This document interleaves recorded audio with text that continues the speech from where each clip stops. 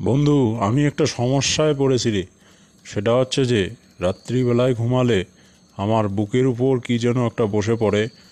আমার শরীর সম্পূর্ণ নিস্তেজ হয়ে যায়, আমি আর ঘুমাতেও পারি না, সেটাকে সরাতেও পারি না। শোন, ওটা হচ্ছে বোবা জিন। ওটা যাকে ধরে তার অনেক ক্ষতি করে। আর জিন মানুষকে ধরে তিনটি কারণে। তার প্রথম কারণটা হচ্ছে জিন যে মানুষটাকে ভালোবাসে বা লাভ করে তাকেই জিন ধরে। আবার পরী যদি কাউকে ভালোবাসে বা তাকে পছন্দ করে তাকে সে আসর করে বা তার উপর ভর করে। দুই নম্বর কারণটা হচ্ছে কোনো মানুষ যদি কোনো জিনের ক্ষতি করে বা তার উপর জুলুম করে বা অত্যাচার করে তখন সেই জিন ওই মানুষটাকে আসর করে। আবার যদি কোনো মানুষ তার খাদ্য নষ্ট করে দেয়, তার উপর গরম পানি ঢেলে দেয়।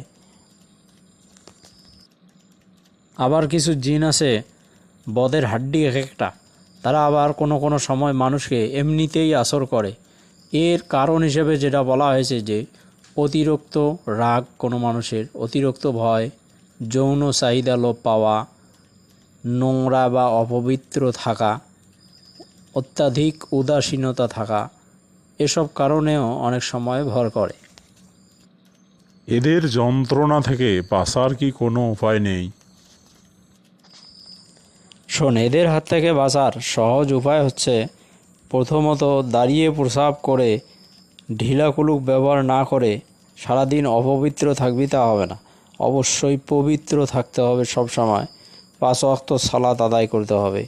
তারপরে হচ্ছে টয়লেটে যাওয়ার আগে অবশ্যই গা মাথা ঢেকে দোয়া পরে ঢুকতে হবে, কেননা এখানেই সবচেয়ে বেশি বদজিনেরা থাকে, যেহেতু মানুষ টয়লেটে আল্লাহর নাম নিতে পারে না সেজন্য।